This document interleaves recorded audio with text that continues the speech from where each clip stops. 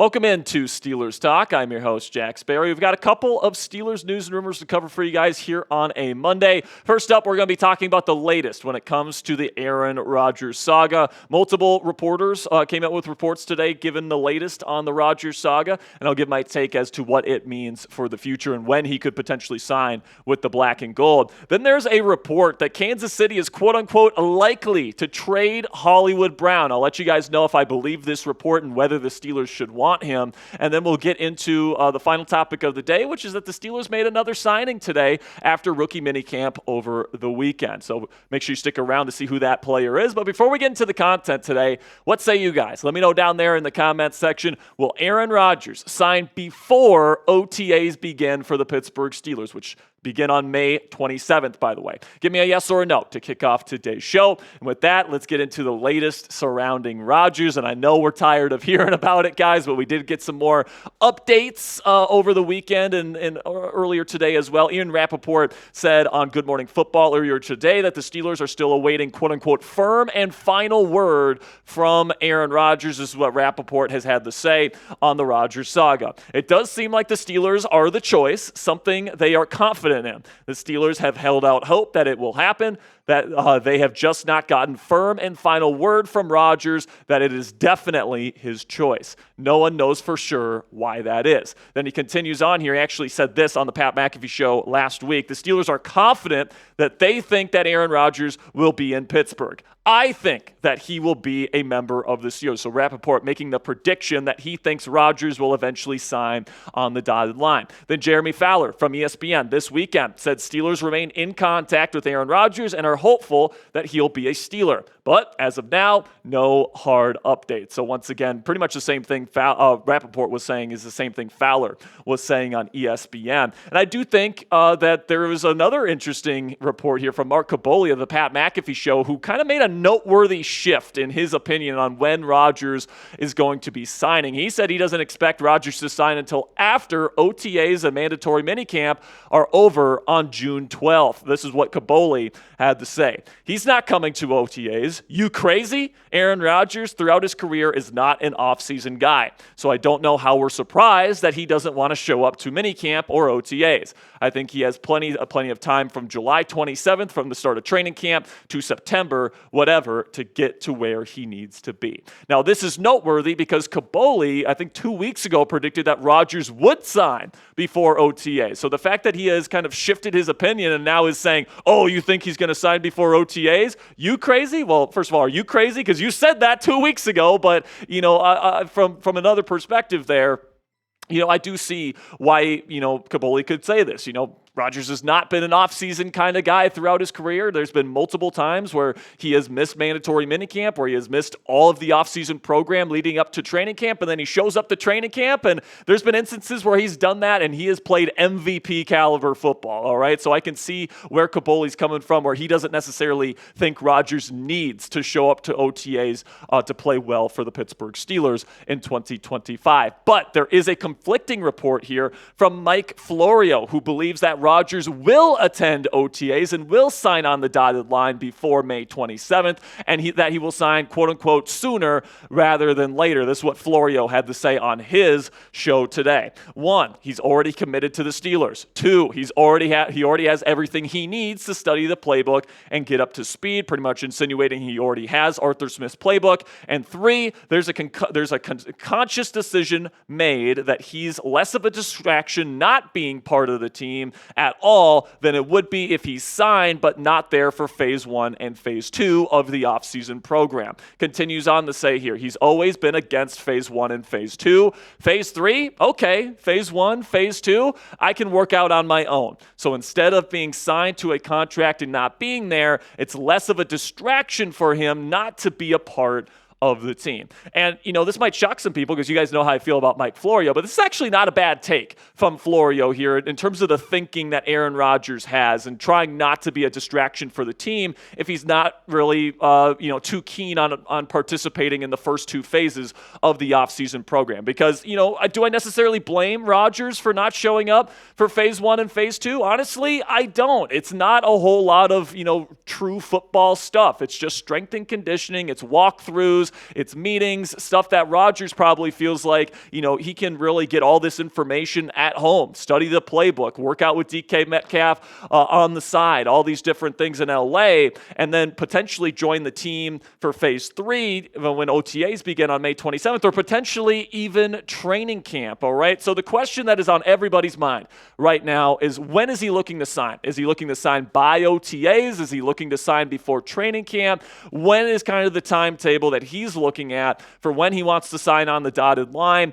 And honestly, no one knows the answer to this question. And honestly, I could see it being either before or after OTAs. Maybe, I would like for him, obviously, to sign before OTAs so that he can take every possible football-like rep that he can possibly take against the Steelers defense and build chemistry with the rest of the Steelers offense. During OTAs, there's no pads on, but you are running plays, you are running scrimmage-like activities in O&D periods.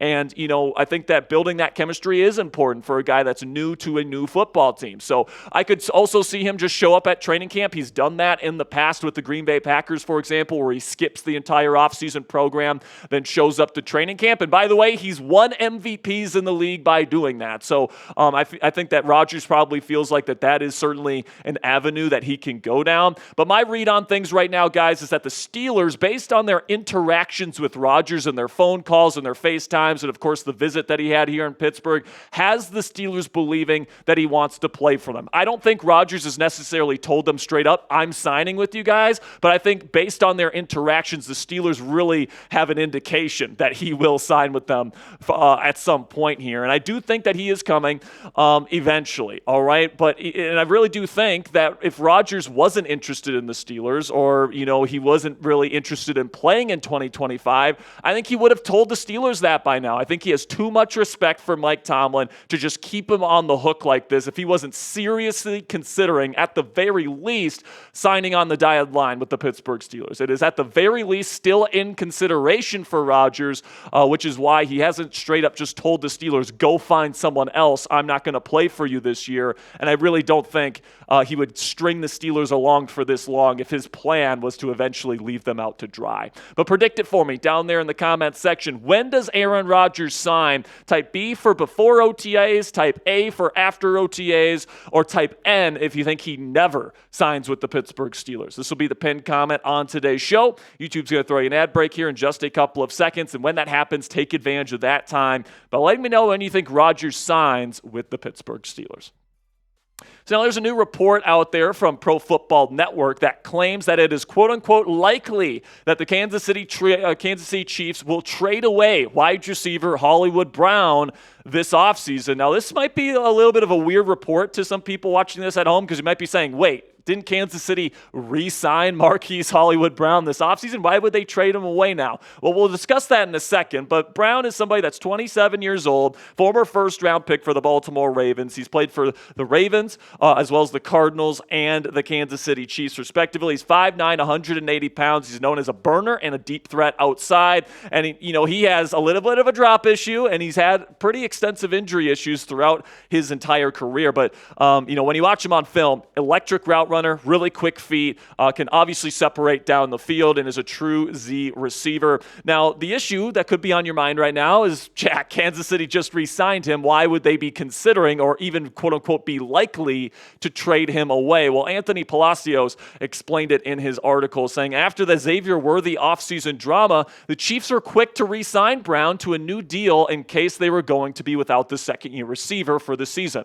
However, it looks like it's all positive signs for Worthy. Even though Rashee Rice and Worthy will take up most of the slot snaps, the emergence of Jalen Royals could come at the wrong time for Brown. So essentially he's saying, the Chiefs brought him back because they weren't sure about what the status of Mr. Xavier Worthy was going to be this year, and then they also went out and got Jalen Royals. So right now they're in a position where maybe they would consider trading Hollywood to the Pittsburgh Steelers. But, there's another question to be answered here, which is, should the Steelers even be interested in a guy that, let's face it, hasn't put up huge numbers in a while, all right? Since his final season there in Baltimore, where he did have a 1,000-yard season and had 6 touchdowns, almost had 100 catches, he's had a hard time staying healthy. He really didn't have a great kind of 2 years in Arizona playing under Cliff Kingsbury and of course, with Kyler Murray, his Oklahoma Sooner teammate. And then he goes to Kansas City, and he was hurt the entire season. So he hasn't been,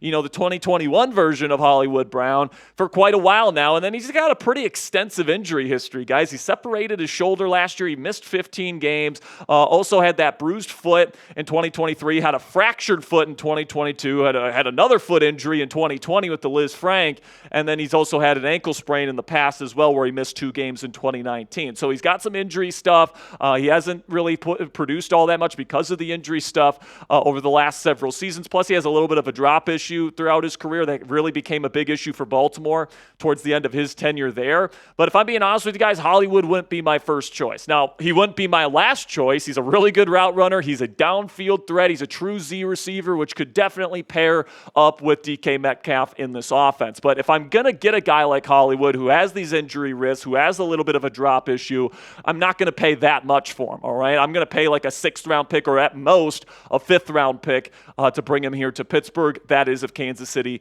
and if this report is true and Kansas City is actually considering moving him. But let me know what you guys think down there in the comments section. Would you accept this trade, a 6th-round pick next year? The Steelers have 2 of them at their disposal. Would you trade a 6th-rounder next year for Hollywood Brown? Give me an A for accept or D for decline. In just a second here, we're going to talk about our sponsor today at Fanatics. And while I'm talking about Fanatics, give me an A for accept or D for decline. And with that, let's have a word from our sponsor here at Fanatics, where you guys can go to chatsports.com/DK and pick up your brand new Steelers DK Metcalf number 4 jersey today. And you guys can also help out the channel by doing so. Here's how it works. We have that link, chatsports.com/DK. That's in the comments and description of today's show. You click that link and you make a purchase. Fanatics sends us part of the proceeds to help us keep the lights on, helps us pay rent, helps us buy new equipment, helps us buy new editing software, all this different stuff that we use here at Chat Sports. All this stuff really goes towards that. So thank you guys so much for all of your support. If you want a DK Metcalf jersey in your life today, go to chatsports.com/DK. So now before we go here, I do want to get to some final news items to kind of round out the rest of the day. First up, we have a new signing for the Pittsburgh Steelers, and it is another running back here. It is running back out of Notre Dame, Max Hurleman. He gets signed to a UDFA contract by the Pittsburgh Steelers. Now, Hurleman is known as a special teams ace. He's known as a really good punt return man as well. And, that's probably what the Steelers are bringing him in to do, whereas the signing of Trey Sermon was more of a backup running back role. I think Hurleman's being brought in as a potential special teamer that can help in that area of the football game. Then also, kind of shifting our focus here to the Cincinnati Bengals in the AFC North. Apparently, Cincinnati's struggling to make some deals with their starting edge rushers, as Trey Hendrickson put out a statement to ESPN today blasting the process that the Cincinnati Bengals have been going through this offseason. Apparently, they haven't been in communication with him at all on a new deal since the NFL draft concluded, and he's starting to get pretty frustrated. So let's cross our fingers, they end up having to trade Trey Hendrickson this offseason. Then Shamar Stewart, their first-round pick, is not participating in the offseason program until he gets signed. And, of course, the Bengals are notoriously stingy when it comes to rookie contracts in the first round. So there's a world here where neither of these guys are playing week 1 for the Cincinnati Bengals. So you absolutely love to see that